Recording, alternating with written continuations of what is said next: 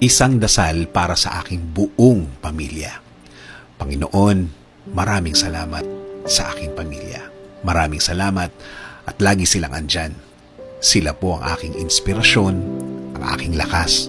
Sila po ang nagiging kakampi ko sa mga pagsubok ng buhay. At laging nakaalalay kapag kailangan ko ng suporta. Lord, kasama po ng aking dasal na ito na mas mapalapit sila sa iyo, mas makilala ka nila, mas malaman pa nila ang iyong kabaitan, kasama ng nakita nila sa aking buhay na ikaw ang pinagkukunan ko ng lakas sa araw-araw. Kasama na rin ang aking dinadasal na tulungan niyo rin ang bawat isa sa kanila sa tuwing kailangan nila ng tulong ninyo, Lord. Tulad na lang ng pagtulong na ginagawa mo para sa akin.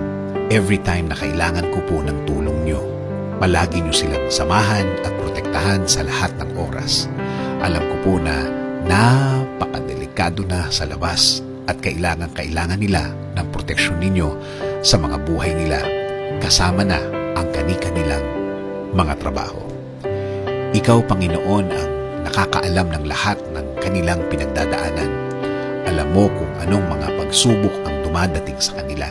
At alam ko, Lord, na ikaw lang ang makakatulong at makakasuporta sa kanila dahil alam mo ang kani-kanilang mga buhay.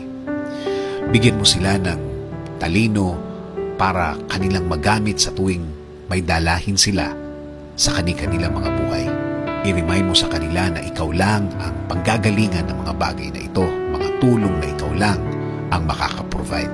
Tulungan niyo rin po ang pamilya kong may pinagdadaanan sa kani-kanilang araw. Mga taong ayaw magsalita tungkol sa kanilang mga problema at nagdesisyon na lang na manahimik na lamang and decided to keep it to themselves. Panginoon, alagaan niyo po ang lahat ng magulang, kapatid, at lahat ng miyembro ng pamilyang Pilipino. Patuloy niyo kaming ilayo sa lahat ng uri ng sakit. Ilayo niyo po kami sa lahat ng uri ng masama. Manatili po sana ang inyong peace sa aming mga puso at isipan. Patuloy niyo pong i-guide ang aking buhay. Bigyan niyo po palagi ng direksyon ng aking araw-araw at ng aking buong pamilya. Patawarin niyo po kami sa lahat ng aming kasalanan sa inyo, Panginoon. In Jesus' name we pray. Amen.